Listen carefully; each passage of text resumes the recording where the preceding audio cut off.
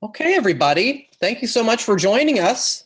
Welcome to our World Kidney Day live event hosted by Beaumont Health and the National Kidney Foundation of Michigan.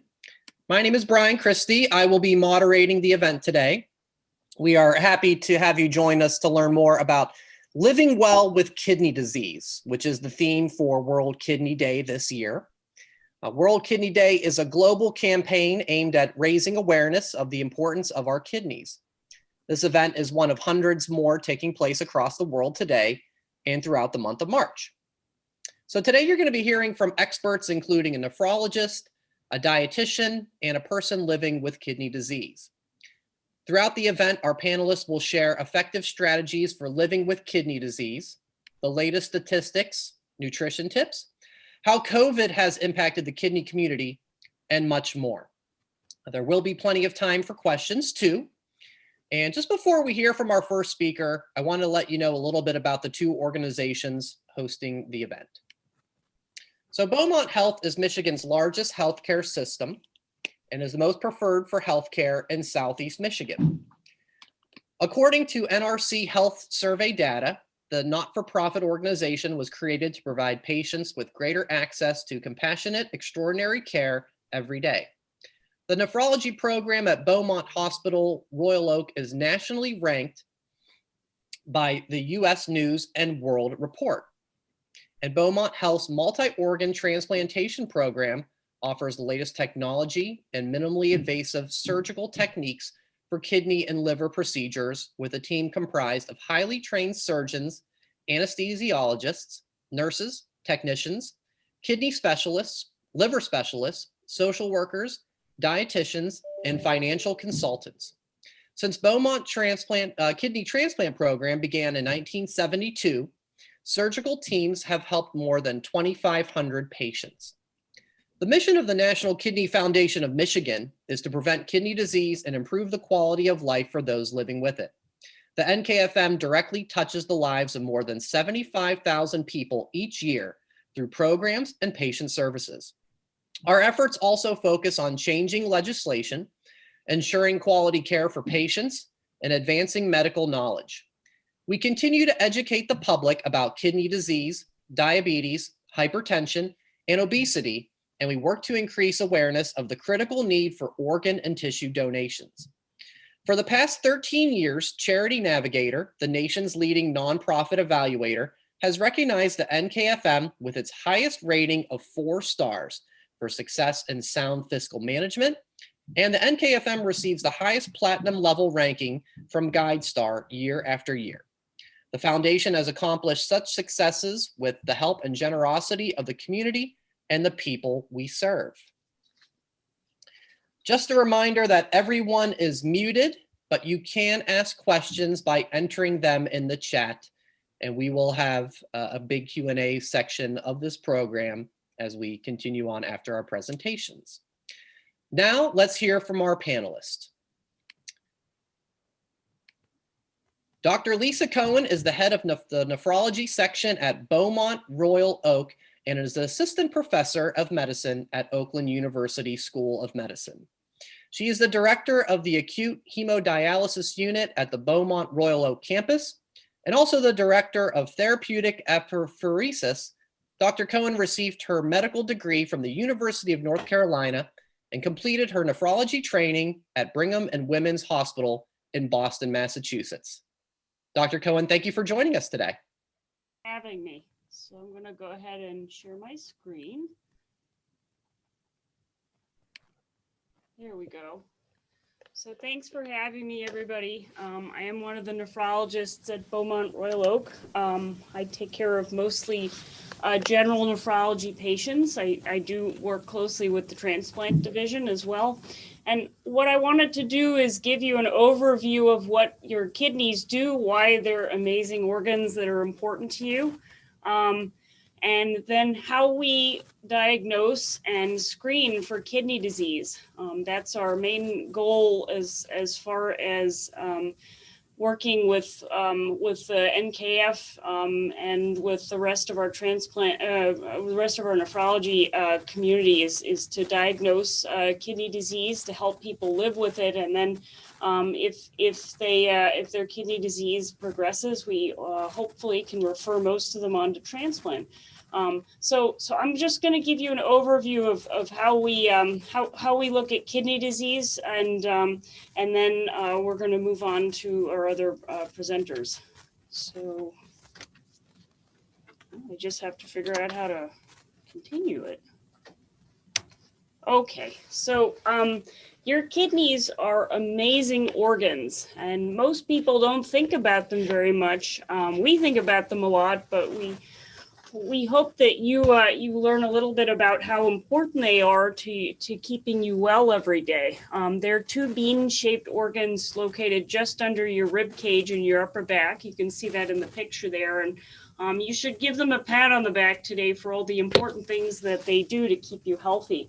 Most people think about kidneys in terms of eliminating water. So we pee every day, and they do eliminate extra water, but they also do an important job cleaning your blood of normal breakdown products in the body.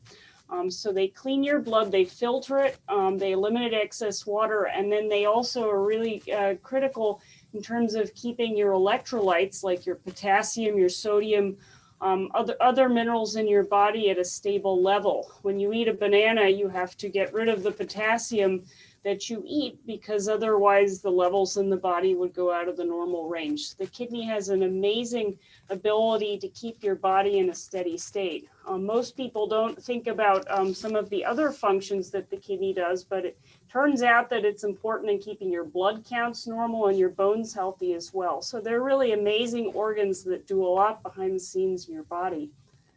Okay, so how do we diagnose and classify kidney disease? How do we know when somebody's kidneys aren't functioning normally? The main way we do this is by checking a blood test and a urine test. And the blood test we usually use is called creatinine.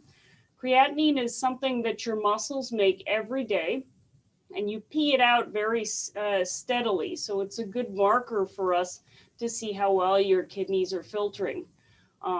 The better your kidneys function, the lower the level of creatinine in the body. And when your kidneys aren't filtering as well, the creatinine level goes up. We take the creatinine level, and in context of some characteristics of you, for example, your age, your gender, we calculate a number we call GFR. GFR stands for a long term called glomerular filtration rate. You don't have to remember that, but basically the GFR is an adjustment of your creatinine and who you are, and it basically comes out as more or less your percentage of kidney function. So your GFR is an estimate of how well your kidneys are working, which we derive from the creatinine blood test. The other really important test we use is a urinalysis, and that tells us whether or not the kidney is filtering out what it should. There are certain things that should come out in the urine, but if the filter is leaky, sometimes we see things that shouldn't be there, and it's very helpful in terms of determining why your kidneys might or might not be functioning as they should. Sometimes we look at pictures of the kidney as well, but the blood test for creatinine and the urinalysis are the key screening tools that we use. So if you've had your creatinine checked and we've calculated your GFR, that's that term which is more or less a percentage of kidney function, then we divide up different levels of GFR into stages of kidney disease, okay? And we start over here with green. This is the GFR, the kidney function is normal or almost normal. Remember, this is about percentage of kidney function. So if you're above 90, your kidneys are filtering fine. You may have some risk factors for kidney disease. And then we head into the stages where the kidney filtering ability is less than it should be. So stage 2, your kidneys are functioning somewhere between 60 and 90%. In stage 3, which we split into 2, groups, A and B, your kidney function is somewhere between 45 to 60%. And for stage 3B, it's between 30 and 45%. For stage 4, it's 15 to 30%. And then stage 5 is less than 15%. And that's when people start to feel not so great. And I'm going to talk about that a little bit more later. But that's how we classify kidney disease, from stage 1 to 5. And it's based on a blood test called creatinine that we interpret into a measure called GFR. So when you talk to your doctor, you can ask what your creatinine is and then say, what's my GFR? And that will help you determine your stage of kidney disease. The GFR and the creatinine are reported on every metabolic blood test that you get in the doctor's office. Okay, so now we know how we define and classify kidney disease. Who's at risk? Who gets kidney disease? So in this country, the overwhelming majority of kidney disease is caused by one of two diseases, diabetes and hypertension. And in about, I would say, 75% of kidney disease is associated with one of these conditions, and often both. Other risk factors, if you've had a family member with kidney disease, you may be at risk. And then there are certain ethnic groups that seem to be disproportionately affected, especially persons of African American descent, Hispanic descent, Native American or Pacific Islander descent carry an increased risk for kidney disease and are considered at higher risk. So is kidney disease common? The answer is a resounding yes. And most people don't know this, which is a big part of why we do World Kidney Day. About 14% of Americans have chronic kidney disease, meaning they've got a GFR that's lower than normal, okay? And about 47,000 people in the US die of kidney disease each year, which is a lot. And I'm gonna have a slide showing you why that is in a minute. There are 450,000 Americans who are on dialysis at any point. And that's a number that has actually leveled off. It hasn't gone down a whole lot, but it's we're hoping that in the future, as we screen and recognize more people with kidney disease, we can keep people from getting to that point. So there's a lot of kidney disease out there. And why don't we know about it? Most people know when they have heart disease or lung disease. And the reason is that most of the time you don't know you have kidney disease until it's pretty advanced. Okay, so it's a very silent process. The kidney is doing all those amazing things I mentioned earlier, but it does it very quietly. And a lot of the things that don't work well when you have kidney disease are not noticeable until almost all of your kidney function has been lost. So we usually don't see symptoms of kidney disease until about 90% of kidney function is gone. So it's a quiet disease, and it's quiet until the end. So our goal is to pick it up while it's still quiet. And if we can't reverse it, keep it in the quiet phase. And here I put up this GFR scale again. Most people who have kidney disease don't have any symptoms in any of the yellow and green part of the wheel. It's only when you get here with a GFR less than 15 that people start to feel ill. Okay, so if you did develop advanced kidney disease, what kind of symptoms might you have? So one is fatigue. Fatigue can be caused by a lot of different things, but when your kidneys aren't cleaning the blood very well, you start to have waste products build up, and people can feel pretty wiped out. Appetite sometimes becomes poor. Food doesn't taste good. Some people get nauseated. You can have swelling in your feet.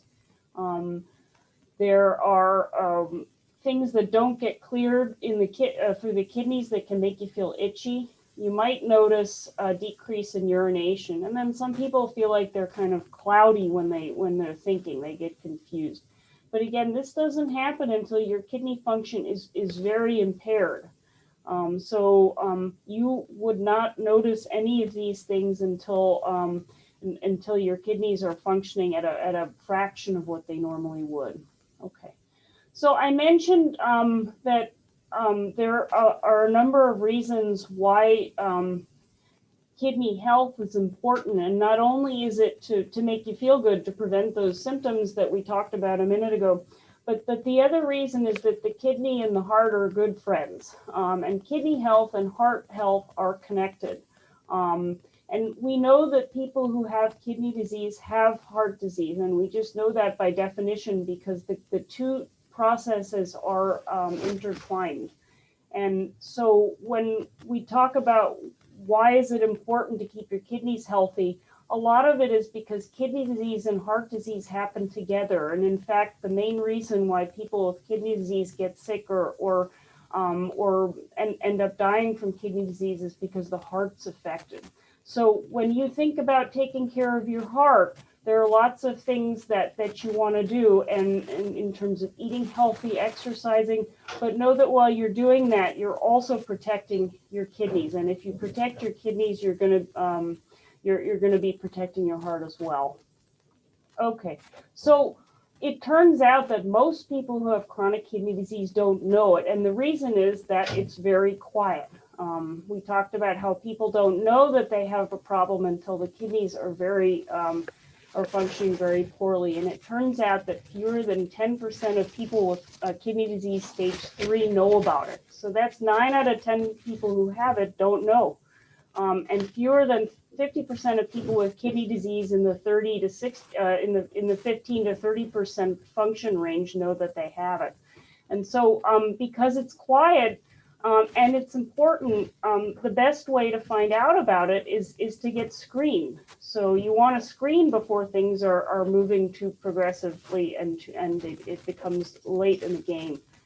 Okay, so who needs to be screened? So age is a big risk factor for kidney disease. If you're over 60, your doctor should be checking your blood level of creatinine and doing a urine test.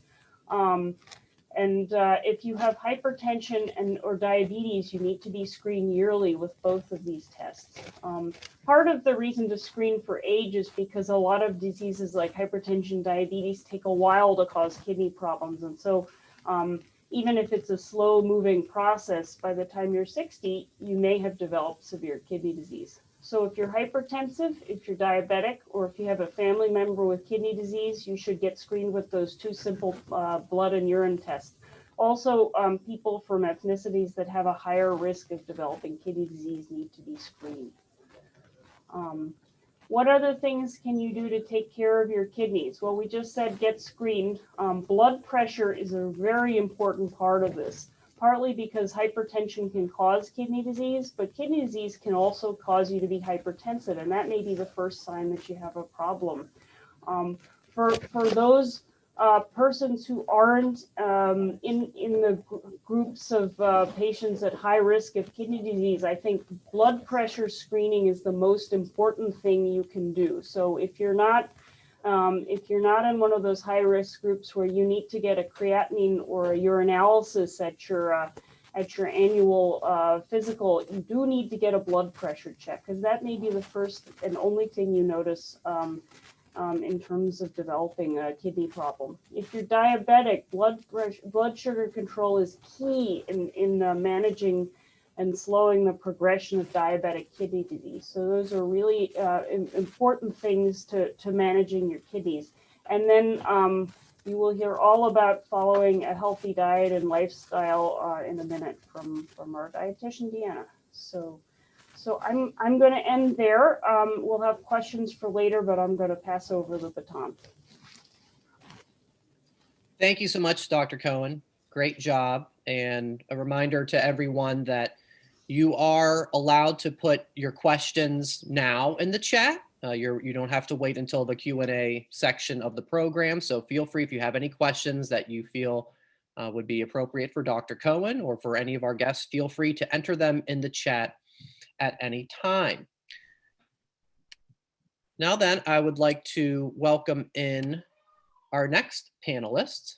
We have, excuse me one second. Okay, we have from DaVita, Deanna Denny. Deanna has been a registered dietitian for over 10 years and she has worked in various practice settings. She is specialized with patients who have kidney disease and a huge proponent of home dialysis options. She is so happy to share with you about some chronic kidney disease tips. And Deanna, you'll be presenting today about how diet affects chronic kidney disease. All right, perfect. You guys can all see this? Yes, we can. Okay, great. All right, so we're going to talk about some diet tips today for chronic kidney disease. So like Dr. Cohen was talking about, she really touched upon a lot of the different, stages of chronic kidney disease. And now I'm going to kind of take that information you just got and now focus more so on like what the diet looks like in those different stages. So in the early stages, which is usually just kind of general recommendations for most people, is to really consume a healthy diet. And so what a healthy diet is going to entail is one that's like full of like whole grains, fruits, vegetables, and lean proteins. Trying to maintain a healthy weight, since we know obesity can lead to other comorbidities, and then that can, increase your risk factors for kidney disease. If someone smokes, we usually recommend to quit smoking, since that can really accelerate the kidney disease process. Making sure that you're scheduling regular physicals with the doctors and, taking medicines that they may recommend, and really managing stress in your life and learning to have that as well under control. And, making sure we're trying to catch things like blood pressure and sugar levels that are elevated at an early level, since, as we know, the most common causes of kidney disease is high blood pressure and diabetes. So if we can catch those things at an early level, that's ideal. But obviously, if it's later down, you can still stop the progression somewhat if you control your diet too. In the later, stages, usually it's recommended to see a kidney doctor or a nephrologist. And then more possible diet modifications. And it's really individualized per working with the doctor, the dietitian, and kind of like what the person's labs are looking like. Because in the later stages, you could possibly have restrictions on phosphorus, protein, sugar, salt, and potassium. And usually in the beginning stages, you want to limit sugar and salt anyways. So for protein requirements, a dietitian can really provide you with recommendations that are based on your kidney labs. So if someone, is in the beginning stages, you're going to just consume a moderate amount of protein. But if you go towards the later stages of kidney disease, then you may be recommended to limit your protein to some extent. And the dietitian and the doctor can really look at your labs and tell you more so. And so that's why it's really important to start following up with one if they do determine that your kidneys are declining and they're in the later stages. And you're recommended to really consume about 50% of your protein from high biological foods. And I'll show you kind of what that looks like. So high biological protein foods are going to be meat, seafood, eggs, tofu, soy milk, beans, and nuts. And so these are all good high protein foods. Sodium needs, generally, it doesn't hurt to restrict sodium intake to 2.4 grams a day. If someone does have a history of, more cardiac disease going on, then obviously limiting it even further is not a bad idea. And really, you can use a lot of DASH diet tips to help meet below sodium goals, which we'll talk about. So the DASH diet is just like a recommendation, especially in the earlier stages, to really help encourage good lean cut proteins, healthier fats, lower sodium, whole grains, fresh fruit and vegetables, and then like healthier sweets and like red wine and things like that. And it kind of shows you on the pyramid different ideas of things that you could try to have less sodium ultimately in your diet. Other tips that you could do to reduce sodium levels is not adding salt to food when cooking or eating out. They typically add a ton of salt in the food items anyways. Trying to really cook with fresh herbs and salt-free spices. Mrs. Dash is great. If you can use a lot more like onions, garlics, shallots, any of those, or just even fresh, seasonings that don't have salt added, it can make such a difference. And experimenting with different food items. Choosing fresh or frozen vegetables over canned. They have a lot of like low sodium frozen ones now that you can get. If they have the canned, you can get low sodium, or you can even like wash your like fruits and vegetables that you get. Avoid processed meats and pickled food items, and limiting high sodium condiments like soy sauce, barbecue sauce, ketchup. You know, when you go out to eat, maybe having those sauces on the side instead of just having them directly. Fluids, it depends if your nephrologist would like recommend it to be restricted. If you're going towards the later stages of kidney disease, they may, especially if you're having any swelling in your legs or your arms, and they may tell you to start restricting your fluids to like 32 to 48 ounces a day. Typically, if a patient is on dialysis, though, you'll see that they are following a pretty strict fluid restriction. But that's just kind of individualized. So it just really depends on where you currently are at with your labs. Vitamin supplements is always good, especially water soluble vitamins. So it doesn't hurt to start taking one that is a multivitamin, especially because like your folate, B6, B12 needs can be higher. And generally fat soluble vitamins are not recommended, especially when you get to the later stages of kidney disease. It's more so the nephrologist and the dietitian will determine if you do need that, because they can build up and it's not safe. But water soluble vitamins don't hurt. So those would be generally recommended, and especially during like the later stages to keep up your energy level. Some patients have even taken like fish oil, and like fish oil is not a bad idea either. Rate of renal function loss can be lowered of doses of 1.9 grams of fish oil. And so it can help to increase your non-inflammatory PUFAs, which are just basically like these fatty acids. And so for this recommendation, you can talk to your doctor and see if they would like you to take one. But that is another idea that some patients, have to try to help like slow the progression down for kidney disease. Some of the big things that can really accelerate, besides, high blood pressure and diabetes, some other things that really can accelerate kidney disease progression is smoking. So it's easy to eliminate, or, get a nicotine patch. High protein diets. So if you do bodybuilding, a lot of those diets, even some of those ketogenic ones that are coming out, they can be dangerous if you're, consuming excessive amount of protein. And then foods higher in cholesterol and saturated fats too. So those are things you definitely want to reduce in your diet. Exercise is really important too, especially because a lot of times when you do, like if someone does end up on dialysis, transplant programs usually want you at a pretty reasonable weight to do treatments. And so sometimes it's good to just, not only is it good to keep like a healthy weight, but if you did end up on dialysis, it's healthy to be at a good weight, because then your odds of getting transplant are higher. So engaging in any type of like fitness programs that can improve muscle mass, strength training, and flexibility is really important. Resistance training is really good because it helps to reduce that muscle breakdown and keep that current muscle mass. And any low intensity aerobic exercise, doing chores, walking.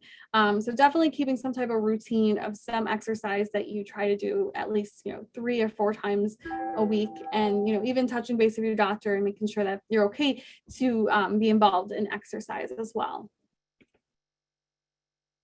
Some grocery store tips that I have for you today, some recommendations is that when you're in the grocery store, shopping the outside tends to be your healthiest bet, because that's where like most of your fresh food items are. So your fresh, fruits and vegetables, you have your fresh meat counter and like your fish, and those are better than when you start going into the inside of the grocery store, where a lot of the items are in boxes or they're very processed, and a lot of those processed foods aren't good for keeping your kidney function. So that's really important to try to get in a habit of shopping the outside of it, looking for, high fiber fruits and vegetables, and, well-trimmed red meats or chicken that's, fresh, and fish too.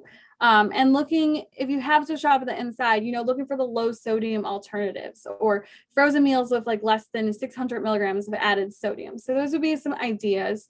But really just thinking of the outside of the grocery store as your best bet, or even the smaller grocery stores where they have more fresh foods. But ultimately, the biggest thing is eating fresh. is going to really help to maintain that kidney function. If you need like more recipe inspirations and stuff like that, DaVita, Fresenius, and even the National Kidney Foundation have a ton of different recipes that you can click on and like, check out these websites and explore, because they have so many. I know DaVita's is written by registered dietitians. Fresenius has like chefs that wrote their recipes, and really all of them are really good. And it gives you ideas of like other things that you can cook when you're running out of ideas. So ultimately, chronic kidney disease nutrition is like very personalized and individualized. And so it is really important to make an effort to check in, do physicals with your physician, see like where your kidney function is, get your labs done, see, where you are, so that you can work with your doctor and even possibly reach out to a dietitian to help slow that kidney disease progression down. And remember that a lot of these tips are lifestyle changes, and they take time, and it's something you would have to implement into your routine. And you really should start small and create goals that are going to work well for you. Any questions? And then here is also my references too, so you guys have them. Okay. Thank you, Deanna. Yeah. Great job. Great information. And just make sure anybody has a question for Deanna, feel free to place it in the chat. And a couple other notes too as well. Two things. We are recording this Zoom, and so this will go up on the National Kidney Foundation of Michigan's YouTube page. It will go up probably in a day or two. It's youtube.com/kidneymi. And after the fact too, if you have any questions that you maybe think about later on tonight, you can always email us, and we can make sure we get it to our panelists today. You can email at the address is contact@nkfm.org. So I'd like to welcome in our third presenter today. We have Kath Lathers joining us. And Kath is one of 93,000 people waiting for a kidney transplant. She has been living with stage 4 kidney disease for the last 3 years.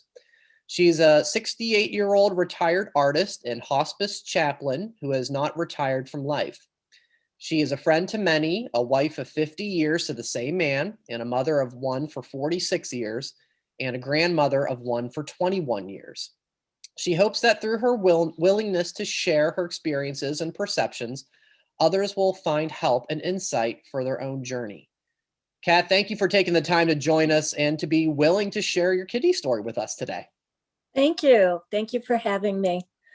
I have faced many health issues, and I'm diabetic, arthritic. I have 2 knee replacements, a hip replacement, high blood pressure, you name it, I probably have it. I think I had to come to terms with my body wearing out in 2018 when I developed an infection in one of my prostheses of my knee and had to have surgery, and then a very long recovery. Went from my yearly physical, got a clean bill of health, except I got stage 4 kidney disease, at which point I started working with Lisa Cohen, Dr. Cohen, the Dr. Cohen. And we worked pretty hard for 1.5 years. And my major goal is to stay off of dialysis. And we've been successful at that. But after 1.5 years, I was advised, and we made the decision together that it was time to go on the kidney transplant list. So I went through all that testing. They test you from your head, from the top of your head to the bottom of your toes. They don't leave anything out. And I finished all that testing and passed. And so I was officially put on the transplant list 1.5 years ago. And I was probably one of the most interesting things, and one of the most difficult things for me was accepting all the love I received from friends and family, people who were willing to step up and give me a kidney. That just blew me away, that people were willing to do that. Unfortunately, fortunately had only one person who met the criteria and a match for me. And that was my best friend, Anne, who's like a sister. And she went through all the testing, and we had a date set for the transplant in March. And 2 weeks prior to the surgery, they went in and did a ultrasound of her kidneys to determine which of her kidneys they would use, and discovered that Anne had fibromuscular dysplasia, sorry, and that would not make her eligible to give her kidney to me. It was interesting that we went into this to save my life, and we ended up saving hers. And I was very pleased to be able to do that, and that was an outcome of it. It was very disappointing that we weren't able to go forward. So I went back to waiting. I didn't wait long. Another friend stepped up, Les, and he is not a direct match, but we will be doing what they call a kidney paired donation. Les refers to that as we're going to do a foursome, which always tickles me. What that means is that he will give his kidney to someone else, and then someone else will give me a kidney.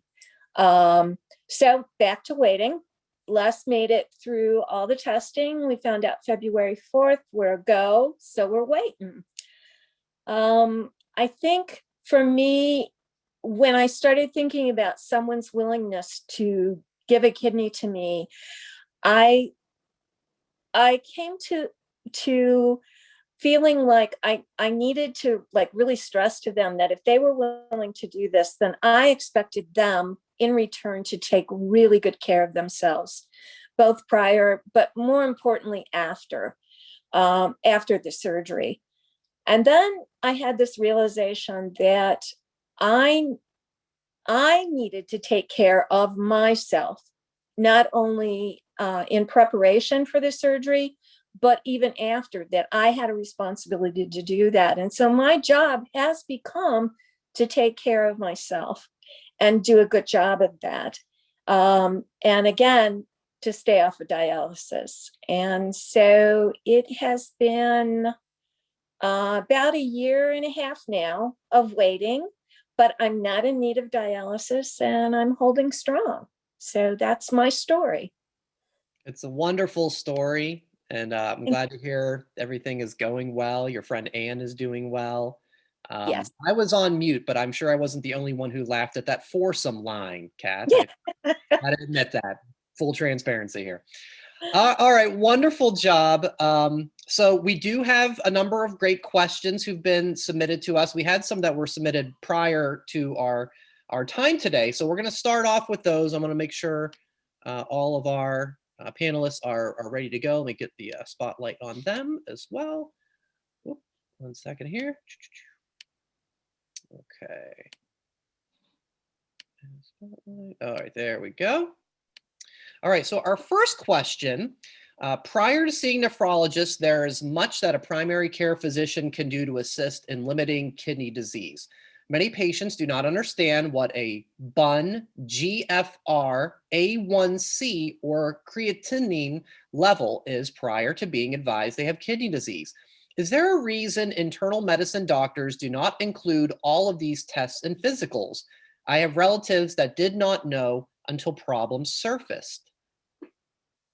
Dr. Cohen, would you like That sounds like a me question. Yeah.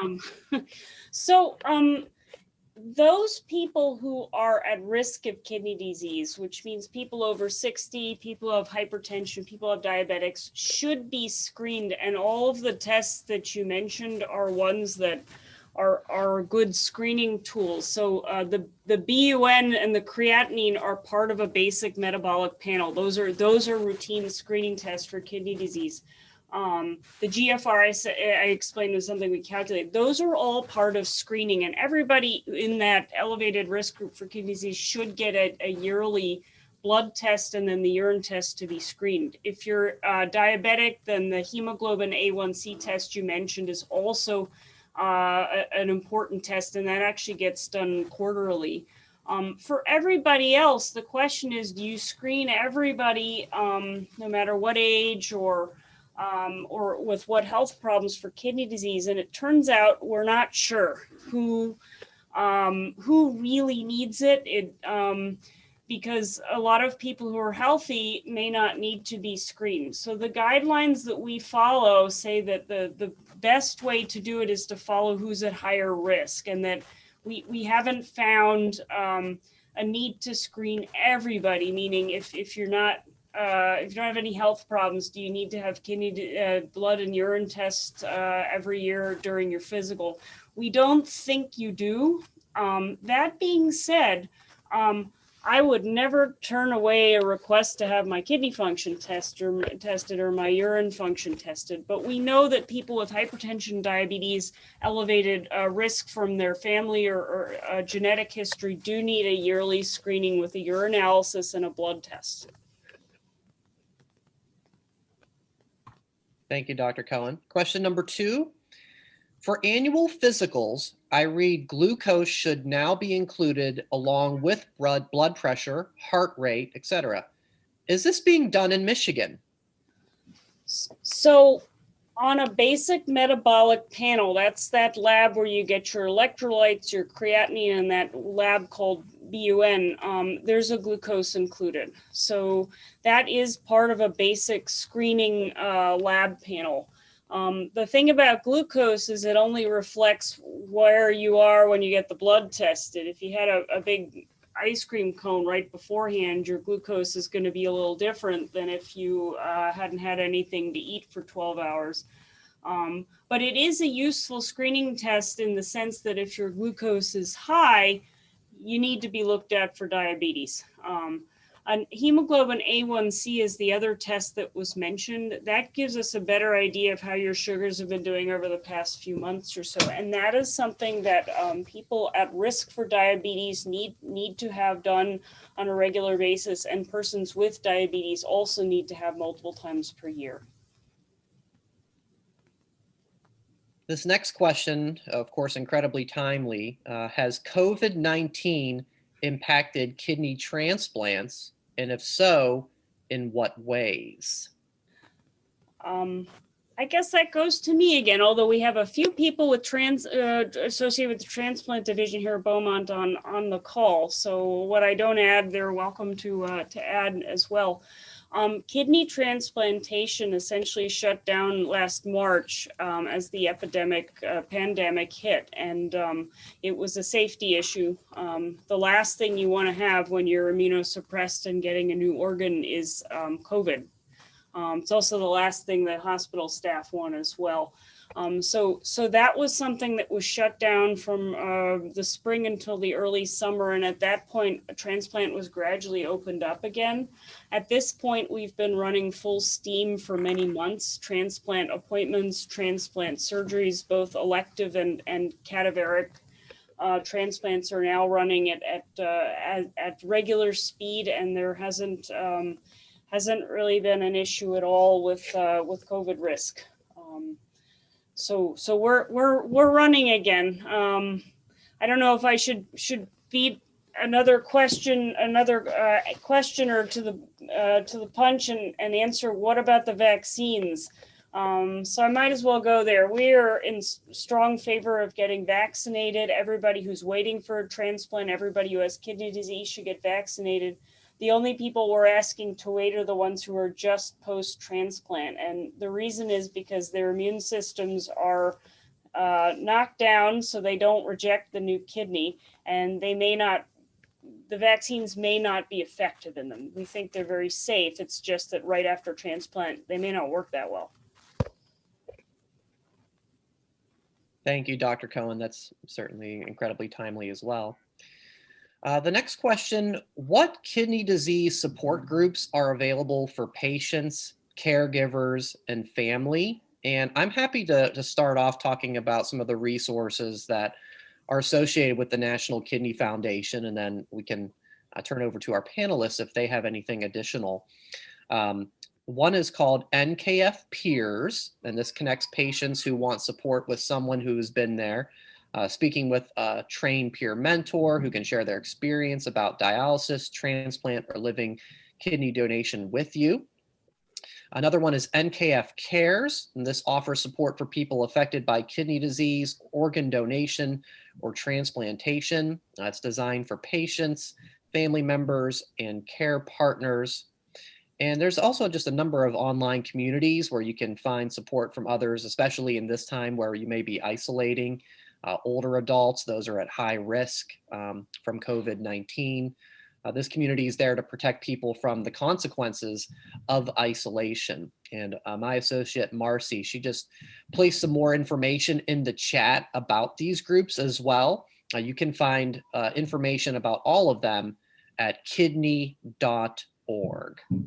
Does any of our panelists have any other I do. suggestions on groups? Yeah, anything like that, Kath? Yeah, I have the social worker, Susan Walker, hooked me up with a mentor whom is someone who had a transplant.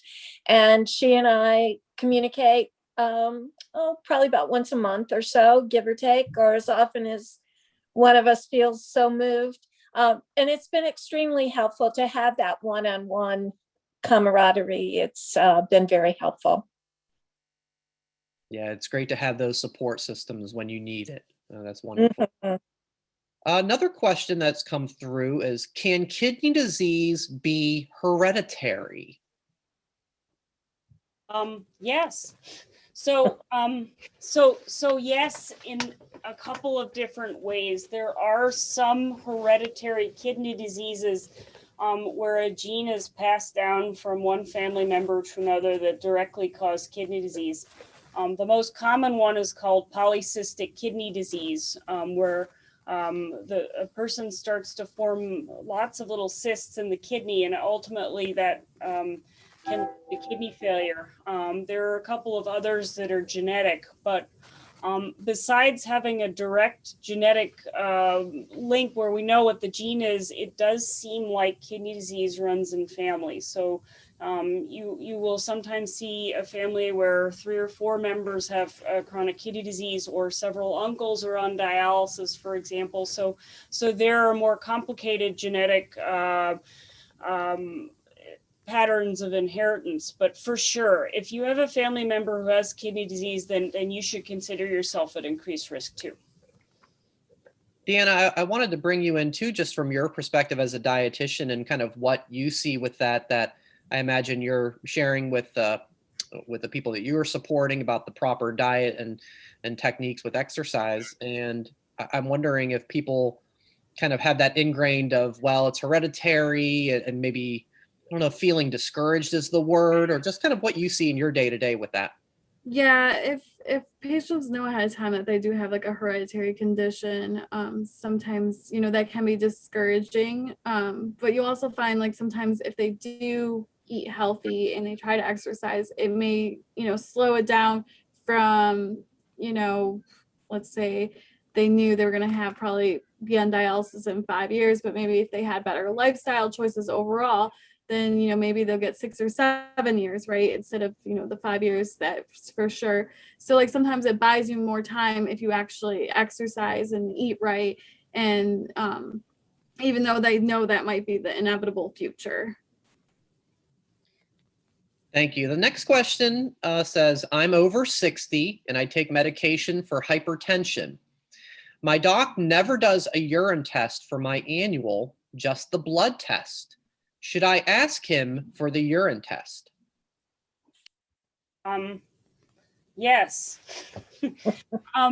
We do recommend screening if you're over 60. A urinalysis is one of the easiest, most cost-effective screening tools for kidney disease. So I can't think of a reason why you wouldn't do it. Sometimes if people have had multiple normal urine tests, then we won't necessarily do them every year, but I really think it should be part of an annual exam.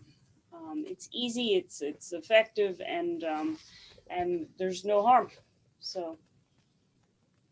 And this next question is somewhat related too. The question was asked, is there an age set for doctors to start checking on protein levels on the bloodstream? Or even at age 70, maybe if you don't ask about it and doctors won't order the test? I guess either Deanna or I could answer that. I mean, like, I think if you just ask your doctor to order like a basal metabolic panel, that'd be good, right? Like, so they can get the albumin, the protein to measure it. So I would say that protein levels in the blood are a lot more complicated than protein levels in the urine. And the reason is there are a lot of reasons why you have low protein in the blood. For example, sometimes if you have a chronic disease, your protein level will be low. Sometimes having a serious illness will make your protein production low. Liver disease can make it low. Seeing it in the urine means there's a problem with a leaky urine filter. So that's specific to the kidneys.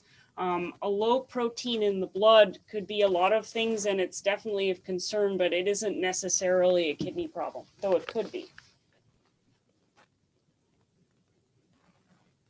Next question, can you discuss hydration since CR and GFR numbers can fluctuate when dehydrated? I'm going to start with that, but give it to Deanna because she probably gets this question just as often as I do. So I would say that there's a certain amount of fluid you need every day, assuming that you don't have advanced kidney disease, because people who don't have good kidney function often don't pee enough of the fluid out. Remember, that's one of the things the kidney does, is it gets rid of exactly as much water as you drank in so that you don't become too fluid overloaded and you don't become dried out. So in somebody who has preserved kidney function, you should be drinking somewhere around 40 or 50 ounces a day as sort of maintenance what you need to drink. The body is very good at preserving your fluids, meaning that we've evolved so you can go on a walk in the desert and not get dried out because your body knows how to hold on to fluids. So there isn't a need to drink the 10 glasses of water that the television company, the ads on television might tell you to do, but there is a certain amount of fluid if you have normal kidney function that you need to drink every day, and it's probably about 40 to 50 ounces. I'm going to let Deanna impart more information about that, but I will say that yes, when you're dehydrated, sometimes your kidney numbers can look worse. It doesn't mean that you're causing kidney failure every time you don't drink enough fluid, but sometimes when we see a patient and it was a fasting lab and the creatinine is worse than usual, I'll tell them to repeat it after hydrating better. So I'm going to pass that off to Deanna. Yeah, I would say similar, if you don't have any current kidney function issues or you're in the beginning stages, you can drink about 40, 50 ounces a day. That's fine. And that'll give you good hydration. If you are closer to being on dialysis and you're having swelling problems or you're having all, excess fluid issues, then, your physician may recommend, okay, maybe we should cut you back down to 32 to 48 ounces a day. And that's all, you're drinking instead of drinking over that number. So just, it really is very individualized. So you'd really have to know what your labs are, kind of where your current situation is, and kind of working with your physician to have an understanding of that. Just a couple minutes left. Kath, this question is for you. How can I best help my family member who is just diagnosed with kidney disease? Would you say just being by their side is the easiest way to support them? I think that's probably just being present and being open, available. I think it's probably harder to be the person who is the caregiver versus the person who is the patient, having been in both situations. So just staying open. and being there. That's great advice. Looks like we have one more question, and Dr. Cohen, you had touched on the COVID vaccine, and I just want to make sure that in case this wasn't directly addressed when you spoke on it, but the question was asked, is the COVID vaccine going to be required for people waiting for a transplant? I don't think so. I think that we recommend it, but it won't be something that is a requirement to get a transplant. Everybody who is called in for a transplant gets screened for COVID before they're admitted. But we're not going to require it. But just like the CDC recommends everybody get vaccinated, so do we. And there isn't a reason to exclude kidney patients from that recommendation. Okay, wonderful. Well, we've got about 2 minutes left. If anybody has any quick final questions, feel free to put them in the chat. But in the meantime, I just wanted to share a couple of final words and thank everyone for joining us today for our World Kidney Day presentation. Naturally, this is something that we would much rather do in person to see all of your smiling faces at one time. But I think, have made the best of it, and hopefully we'll be able to do something back in person altogether come next year. Special thank you to our panelists, Dr. Lisa Cohen, Deanna Denny, and Kath Lathers.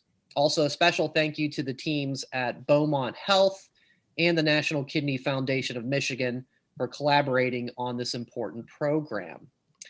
It looks like we did have one final question really quickly. How many regular glasses of water, presumably, is 40 to 50 ounces? I can answer that one.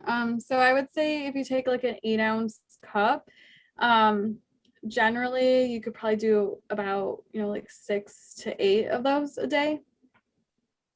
A 2-liter bottle of Coke has about 68 ounces in it, if that helps. So 40 ounces is a little bit more than half of one of those. Right. Wonderful. Okay, well, I want to make sure everybody knows again that this panel is being recorded, and we will post this on the Kidney Foundation of Michigan's YouTube page, youtube.com/kidneymi. You'll be able to find that in the next day or two. And please don't forget, if you have any follow-up questions, we're happy to pass them along to any members of our panel today. Feel free to email contact@nkfm.org. And our website, again, for the National Kidney Foundation of Michigan, plenty of information too that can help answer your questions. It is www.nkfm.org. Again, my name is Brian Christie. Thank you so much all for joining us. Please enjoy the rest of your day, and we'll talk to you next time. Thank you. Thank you, everyone. Thank you.